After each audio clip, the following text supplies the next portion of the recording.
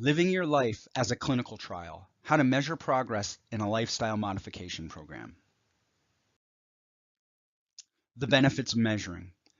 One of the most important things you can do when changing your lifestyle is measuring your progress. This does a number of things. It allows you to determine the efficacy of what you're doing. So if you're doing something and it's not that effective, it's probably better to terminate it after a few weeks than just to continue doing it just because you're doing it. In my opinion, that's probably one of the reasons why people end up, if you're dealing with a gut issue or you're trying to combat type 2 diabetes or what have you. That's why people end up getting these gigantic, cabinets and even closets full of supplements that they're taking. They don't bother to measure efficacy. They take it, they feel a little better, could be placebo, could actually be an effect, but you really don't know if it's a short-term acute placebo effect or if it's actually useful if you don't measure. It also allows you to progress slowly. For example, some of the things I recommend doing as a general health practice and healthy people is not something you can really do with people who have gut problems. Exercise being a great example. There are a myriad benefits to cardiovascular exercise. However, I wouldn't necessarily take somebody with, massive gut problems and tell them to start exercising intensely for, 30 minutes a day, 7 days a week. So it kind of gives you an idea of where you want to be, and you can slowly get your way to where you want to be.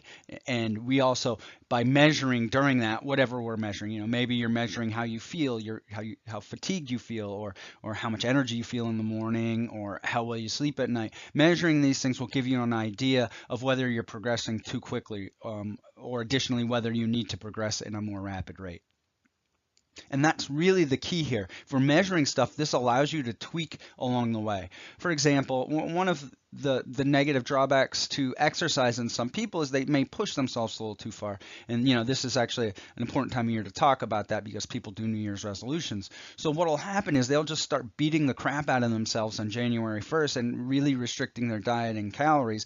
And the problem is this can actually increase stress and cause your heart rate to increase, which is literally the opposite thing you should get from an exercise program, specifically from a cardiovascular exercise program. Your heart rate should decline over time. So if it's causing a short-term increase in your heart rate, that's not a good thing. So we want to be measuring things to understand that, okay, I'm going a little too hard, I need to pull back or even take a break.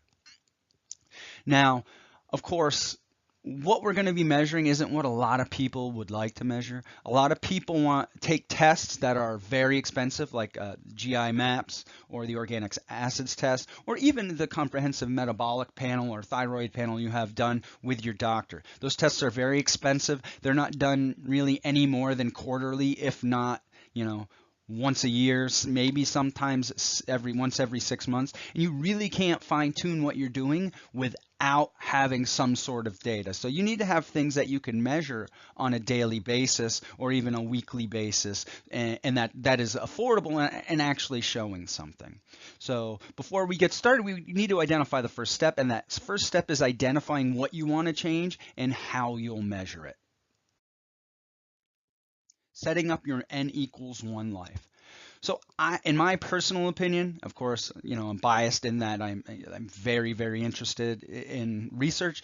I think you really need to address your lifestyle changes, or even supplementations or medicines. You really need to address that as if you are a clinical study. You are in a clinical study. You need to tightly control your variables. You have to define your variables, and you need to just measure what you're doing and make sure, the best diet in the world doesn't work if you don't do it. So you really need to measure multiple things. So one of the first things you need to do is identify independent variables. So what are independent variables?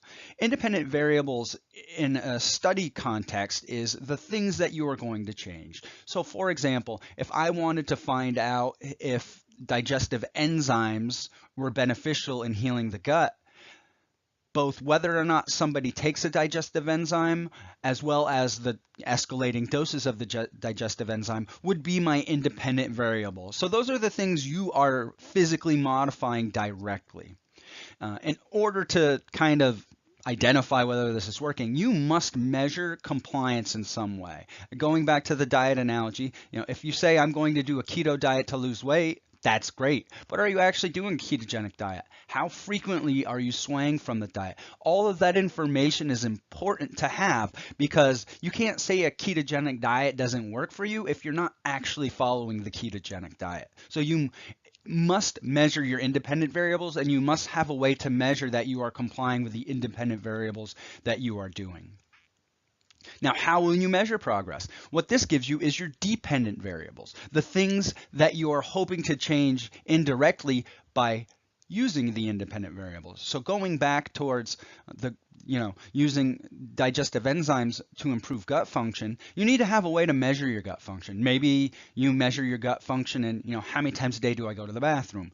Where do my stools fall on the Bristol stool chart? Those are your dependent variables. Those are the outcomes you hope to get. If we're going back to exercise, if your goal is to lose weight and determine which diet is for you, the different diets would be your independent variables, and the amount of weight you lose for each diet would be your dependent variables.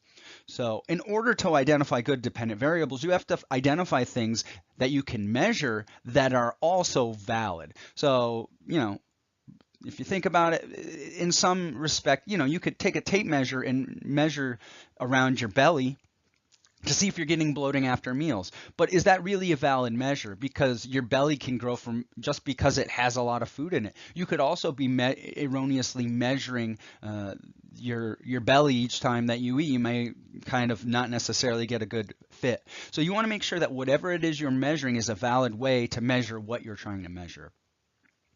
Now you'll have two different types of measures, objective measures. So for example, objective measures are hard data. So going back to the weight loss deal, your actual weight would be an objective measure. So I prefer, when I'm dealing with anything related to health, I prefer measures of cardiometabolic health, which we will cover momentarily. And then you can also have subjective measures. So you can have ratings of fatigue, how motivated you feel, kind of how you think your sleep went last night. In other words, basically it's subjective to you.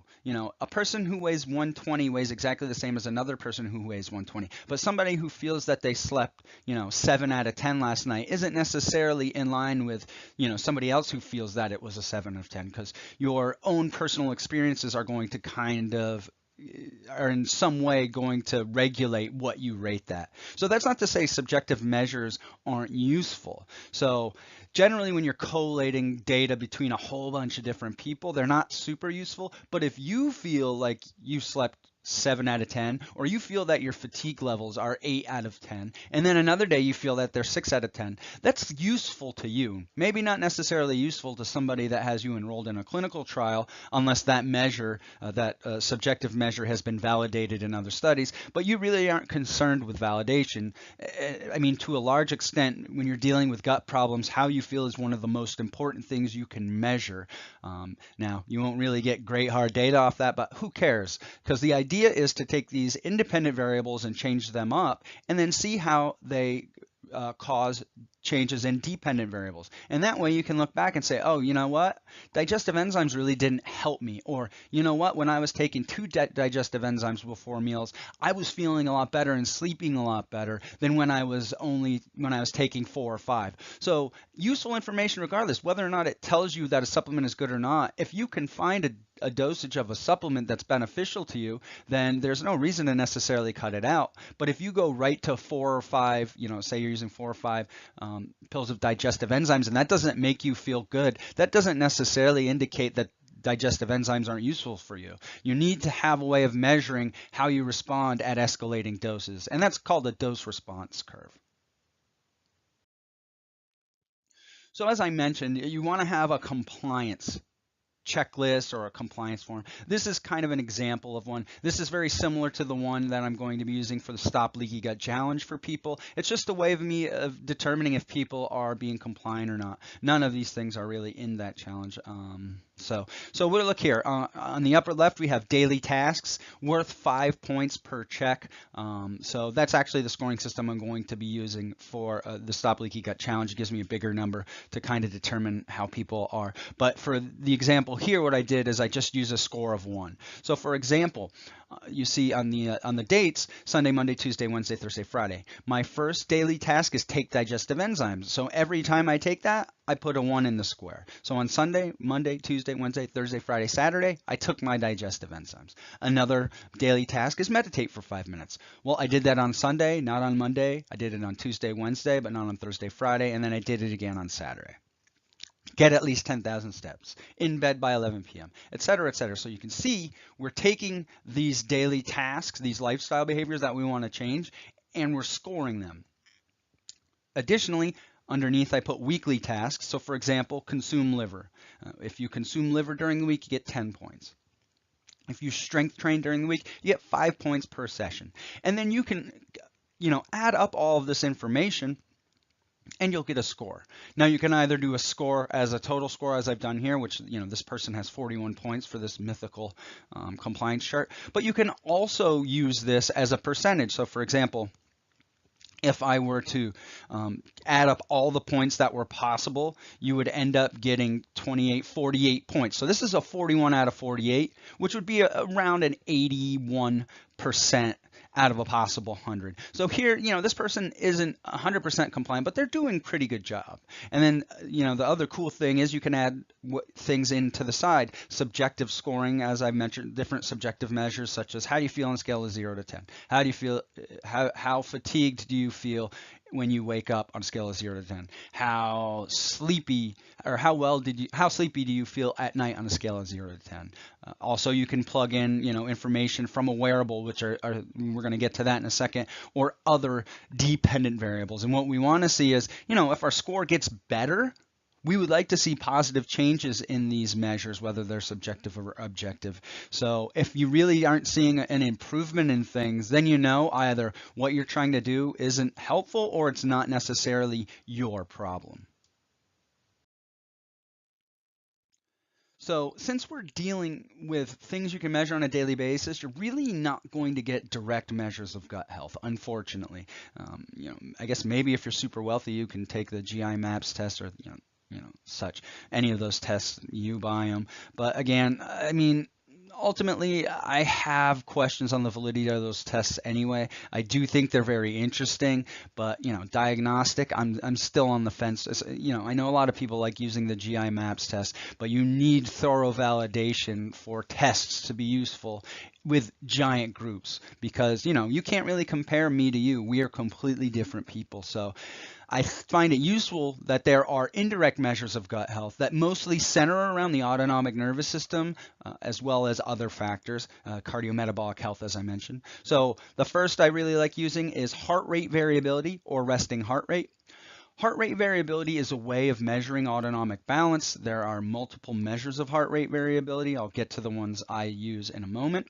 Resting heart rate is kind of a more archaic way of measuring how your autonomic nervous system is balanced. So generally speaking, with the heart rate variability, you want to see that go up. Resting heart rate, you would like to see go down. And what that is showing is autonomic balance. It's showing that you are more able to get into a parasympathetic state, which will have beneficial effects on your digestion when you eat. Sleep is also kind of a useful measure of autonomic function. We really need sleep. The other thing too is, there's just so much data on how poor sleep, whether it be sleep fragmentation, sleep disruption, or just low sleep quantity, can have a negative impact on the gut. So if we can get our sleep better, generally speaking, we're going to see improvements in gut health. Hemoglobin A1C.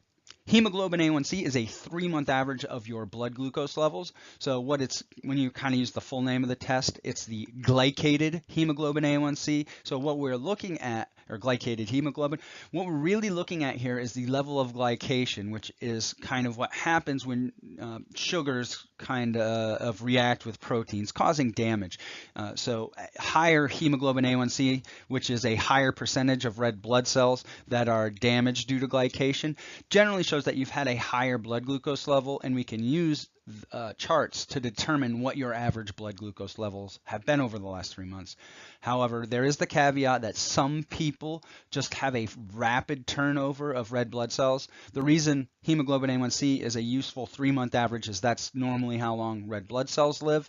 However, some people turn over within a month, or some people turn over within 2 months. And it's variable across people. So if you've been high on hemoglobin A1C and you bring it down, generally that's indicative of improvements in glycemic control. But some people will always have a lower percentage. That is absolutely beneficial, but since their red blood cells turn over much more rapidly, it's more of an average of how quickly their red blood cells are turning over. So if it's more rapid, they may have a higher 3-month average blood glucose, simply because, within 3 months, some of them have turned over the red blood cells 2 or 3 times as opposed to once. An oral glucose tolerance test is also useful. An oral glucose tolerance test is basically you sit down, you measure your fasting blood glucose, and you consume 75 grams of sugar, typically in a drink, and then you measure your blood glucose every 30 minutes for up to 2 hours. And what you should see is generally an increase in your blood glucose levels up to, around 130 milligrams per deciliter, and within 2 hours it should be back to the fasting level. And there are varying levels of poor glucose control that go with that. There, you have type 2 diabetes, you have pre-diabetes, you have abnormal, and then of course you have normal. And waist to height ratio is also useful. That's basically giving you an indication of how much visceral fat you have, and based on where you measure that, you're probably getting a pretty good indication of how fatty your liver is as well. HRV for training. So the HRV for Training app is really good. It's on the phone. With HRV for Training, you basically just turn on the app. This is the screen that comes up. They give you what your rating was yesterday or today, depending on when you're doing it. It gives you your baseline based off of the last 7 days. Then it has this little graph that kind of indicates where you are based off of your baseline. Very useful information, giving you information on how well your autonomic nervous system is balanced. Each application has a different means of doing it. The reason I use a heart rate HRV for training is that I don't like using the chest straps because they don't get a good reading on me. So this actually allows me to do it just by putting my finger over the camera. It takes a 60-second reading and then spits out. On this page, it'll give you their proprietary formula. However, I don't really like that information. I really like using something called the root mean square of successive differences. And the reason I like using that is it's been validated for a 60-second measurement. And here, if you click on the menu in the upper left-hand corner of the screen on your phone, a menu will come down. You click on history, and when you click on history, this screen comes up, and then you click on the root mean square of successive differences. What this shows, this actually shows pretty good improvement. My past 30 days average was 43.1. That was almost always what I got, somewhere between 40 and 45, which if you look at the norms for heart rate variability, that's not very good. That is actually kind of gives me the heart rate variability as somebody 10 years older than me.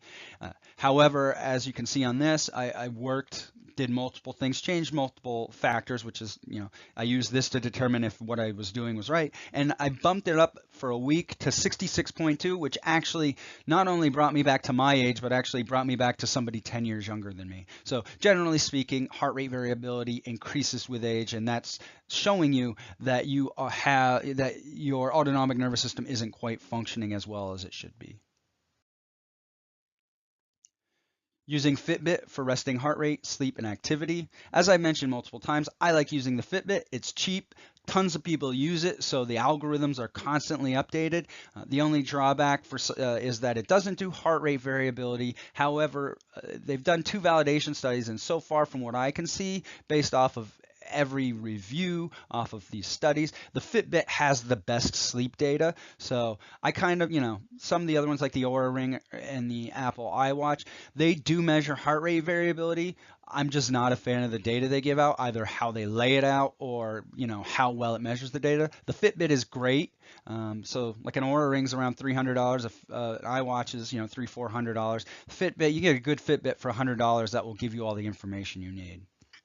So what you're looking at here is the home screen on your Fitbit. When you open up the app, you'll see 10,626 steps and a big circle with some steps in it. Below that is the staircases. That's in the circle with your floors, which is just the number of floors you climb throughout the day. 5.22 miles is the next circle. Then there's 2,002 calories with the little flame symbol. Active minutes or moderate to vigorous physical activity is the lightning symbol. You can see here I have 64 minutes. Below that is at the bottom is the number of days I've gotten exercise per week. Here it was 1 of 5. This was on a Monday, so that's pretty good. And then to the right you can see my sleep data. On this particular night I got 7 hours and 18 minutes of sleep, 55 minutes of which I was awake, which is generally you lay down, go to bed, there's a latency period before you fall asleep, then you kind of, wake up a couple of times, it's normal at night, and then, you typically wake up a little before you get out of bed. Now, interesting, you can get information that's much more deeper into detail. If you push any of these symbols, it will come up, and we're going to kind of go over that now. So when you click on that steps symbol, that giant circle at the top, this comes up. This is your weekly steps. I like using this because when I'm filling out a compliance form, I don't necessarily want to fill out everything every day. This brings everything up for me. So as you can see, my weekly steps, this shows what I got on each day. Additionally, it shows the total for the week, and it's pretty good information to have. It's showing you how physically active you are, and if you're somebody with a gut problem, you really need to optimize the amount of physical activity you do, and this will help give you an idea of, oh, you know what, when I get 12 to 13,000 steps, my gut hums along perfectly, but Thursday I got 17,000 steps, and Thursday night and Friday morning really weren't great. So this allows you to see what you're doing in real time without actually having to kind of, fart around and measure everything. You've got this thing on your wrist, you walk around, and it's collecting data for you. Hourly steps. I use this more when I'm working with people to identify periods of the day when they're being sedentary. So you can see here, this goes from 12 a.m. to 11:59 p.m. And this was a Sunday. I watch football on Sundays. So what generally happens is I get up, kind of make breakfast, get things ready. And then right before I watch football, I go for a big long walk. That's the big spike in the middle of the graph. This isn't ideal, but it's interesting to see. I generally get my physical activity earlier. You can see that other spike. That other spike was recognizing that I probably wasn't going to get 10,000 steps unless I picked it up after the game. So this is just useful for me when I'm working with people. I can look at it and say, yo, man, you are, a lot of people, this graph doesn't look like anything till around 5 p.m. and then they might exercise and they're still not getting the number of steps they have. You really want to see a balance, and I generally like to see that balance mostly earlier on in the day. It can affect you at night if you get most of your physical activity at night. Calories. Calories is useful for me. It's another measure of how physically active you are. It's measuring it from heart rate. So if you do things with your upper body, like you're lifting weights, that's not going to really measure steps unless you're walking. It's not really, unless you're walking in between sets. It's not measuring what you're doing with your upper body. This gives you a small amount of that information.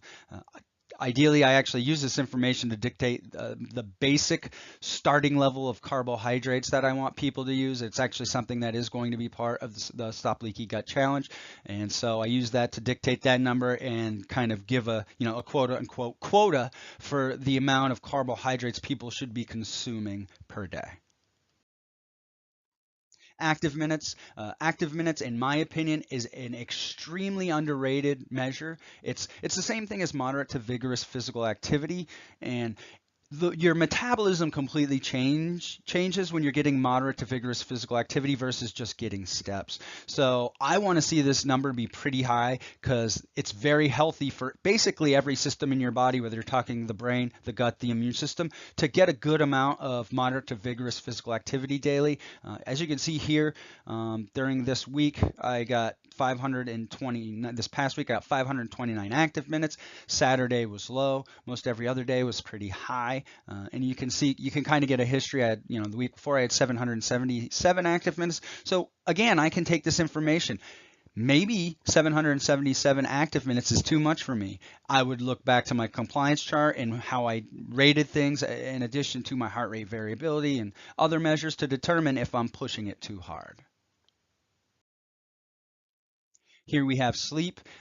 Interestingly enough, this is actually good data. I'd strung together prior to this 10 days without getting under 7 hours of sleep. But right around on Tuesday, I spent all day doing some training, and I was in an office seated for an hour, which is not my normal situation, and then I couldn't get steps before or after because I actually took clients in the morning and in the PM.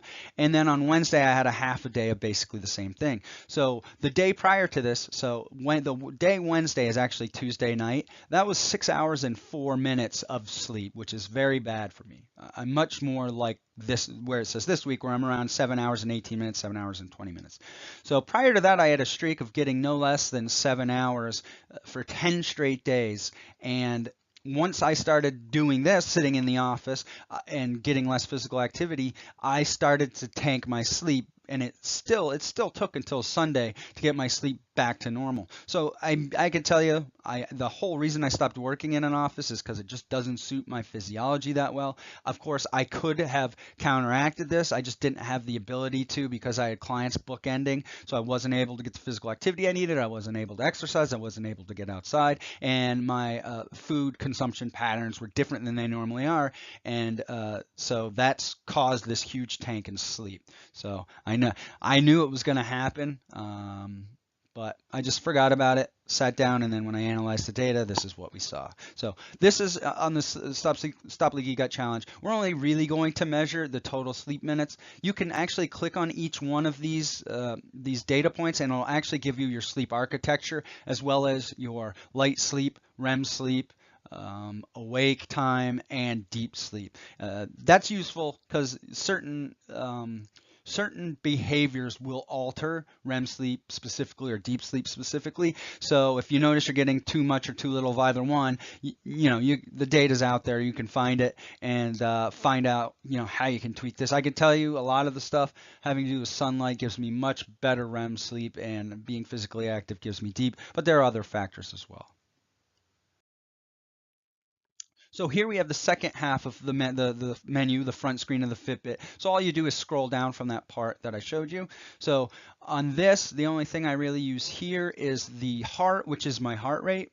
Here, as you can see, when I'm measuring this, it's 67, but my resting heart rate for that day is 56 beats per minute, which isn't great for me, but it's coming off a weekend, so it's not the least bit surprising because I have alcohol on the weekend. So when you click on that square, you get this. This is your week of your resting heart rate throughout the week. Friday is generally Tuesday, Wednesday, Thursday, Friday are generally around 53 beats per minute. But then again, as I said, Friday night I'll have some beer, and I'm also a little less physically active on the weekends. And of course, the beer will affect your sleep a little bit. So you see a little rise, not a lot, not a huge rise, but certainly enough. I mean, this is a repeating pattern for me. If you look at this. So on Friday, you can see where the graph kind of goes up into the red. That was me exercising. And as high as I brought that, my resting average heart rate was still only 53. You're going to have an afterburn where your resting heart rate is a little higher after you exercise. So, for it to stay that low just indicates how powerful exercise is for regulating your autonomic nervous system. But then on Saturday, a lot less physically active, a few beers, which is probably why there's the little yellow parts, because the body's processing alcohol later on in the day. So that brings up that resting heart rate. Now it's important to point out, I really like the way Fitbit does this. Fitbit is giving you your average resting heart rate, whereas a lot of the other wearables just give you your lowest heart rate. That's normally going to happen when you're sleeping. I don't think that's super useful information. I do like this kind of average resting heart rate that Fitbit gets. Again, you can kind of see where on the today, my resting heart rate was still a little elevated from having beer on the weekend. And of course, Sunday was football, so when I had some beer. But I got my exercise in on that day, on Monday, and you can kind of see where the heart rate went up into the red. And if you want to find out, where am I at, you can actually click each one of those. Here we have VO2 max. So if we look at the heart rate, we just swipe to the left, and that gives you the VO2 max. This is a measure of the maximum amount of oxygen that your body uses, which you want to be high because that indicates that you're using your mitochondria as they should be used. And 45 to 49 is good for somebody my age. Now, they're just doing this as a walk around, which is, pretty valid, but the best way to get a VO2 max is actually during an exercise test. I know the Fitbit if you run for more than 10 minutes with your GPS enabled, then it will actually give you a much more accurate number. And for me, that actually kind of kicks me up into the 50 or 51. Now that's measured in milliliters of oxygen per kilogram per minute, which indicates that it's not just, obviously people who have more muscle are going to burn more oxygen. This is giving you a measure per unit of mass, which is, more useful. It allows you to compare somebody who's big to somebody who's smaller. Here you can see my hemoglobin A1C test. Purchased these at CVS, 2 for 20 bucks. Or 2 for 40 bucks rather, and it takes about 5 minutes to do the test. Doesn't need to be fasting. I actually did this on December 1st, and you can see it's 4.9, which is great. I like it under 5. To just give you a little bit of context, last year on the exact same date, it was 5.5. So I have really done some major tweaking over the course of the last year. There is a seasonal variation of blood glucose levels, so there is a seasonal variation to hemoglobin A1C, and I've gotten rid of that, which is precisely what I was trying to do. Again, I think blood glucose levels are a really important indication of gut health, simply because high blood glucose levels will ruin your gut health and kind of alter the way your body metabolizes energy, which is bad. So I can agree with this basically. I've had really good digestion for a while, but 2-3 years. But despite having good digestion most of the time, if I were to drink alcohol, over the weekend, or even in some cases just have coffee at the wrong times, that would give me loose stools. I probably haven't had that happen in 9 or 10 months because I've gone beyond blocking blue light and just tweaking my feeding fasting cycle. There's a lot more stuff you could do. There's a lot more nutrients you need to kind of get under your belt, make sure you're getting adequate levels of, and that's what we're going to be doing in the challenge starting January 1st. And as you can see, it worked great for me. Now it's time to find out how well it works for other people. This is a oral glucose tolerance test, again 75 grams of a glucose drink, and this is what you see in people with normal blood glucose levels, impaired blood glucose levels, which is essentially prediabetes, and type 2 diabetes. Again, you can see how it tracks. The point in time 0 is the fasting level before you consume the drink, and then we just kind of go over the curve over the course of 30, 60, 90, 120. You're doing glucose readings, and as you can see in this chart, normal person will go up a little bit, 120, 130, and then slam right back down to their fasting levels within 2 hours. Person that's impaired, it will elevate slightly and kind of just stay high over the course of 2 hours and still be a little high at 2 hours. Type 2 diabetes is a larger curve and a greater increase, a greater maintenance, and it doesn't really come back down to normal after 2 hours.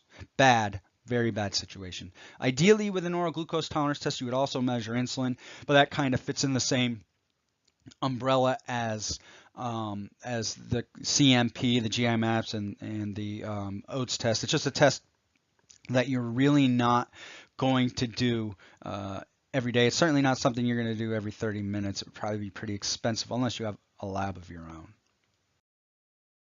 Waist to height ratio. Waist to height ratio is a useful measure of cardiometabolic health.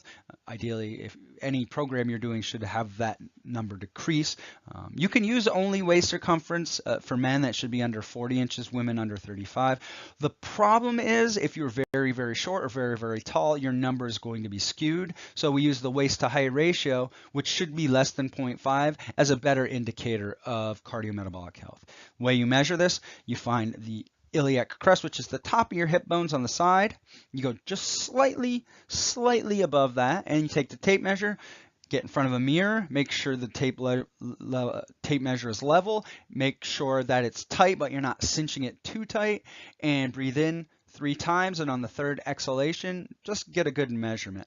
They do make tape measures that actually have that you can kind of loop into the tape measure handle and then push the button. That way you're getting constant tension. That is a better way, because I can tell you from experience, it's not uncommon to get different measures, even if you do it a few minutes away from one another, just because it's hard to get the same tension every time.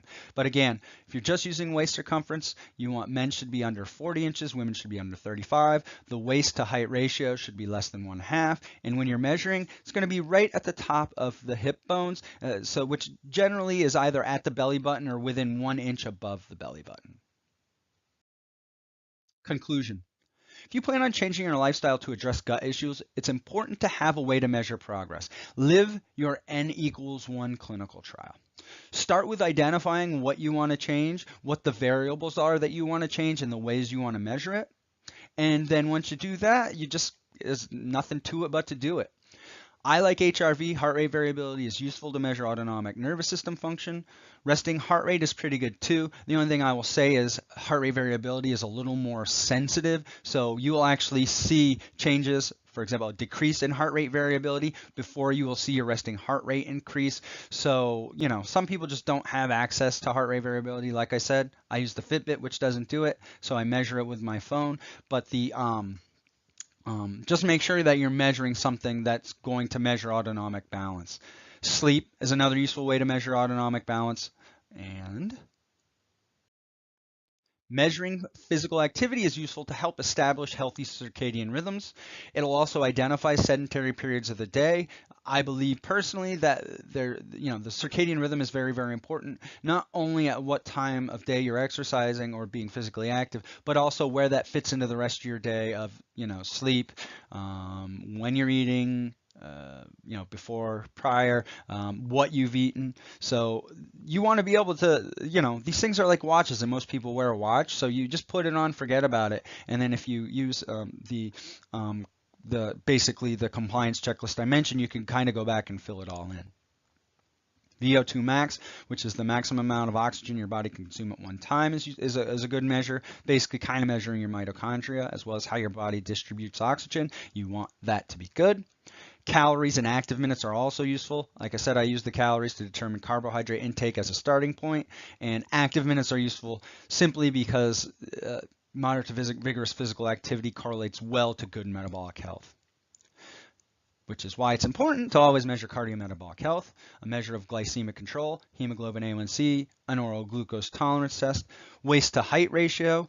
Additionally, I'm not saying don't use what you get on your cardio or your comprehensive metabolic panels, but triglycerides are very, very useful. And, generally speaking, how your lipoproteins change is useful as well. But triglycerides and other things, if you get a fasting insulin level, for example, those are all useful as well. Finally, subjective data is also useful. Don't feel that just because it's not an objective measure that you can compare across people, that it's not something you shouldn't measure. Nothing better than identifying how you feel every day. How fatigued do you feel? How positive do you feel? Anything that you want to measure.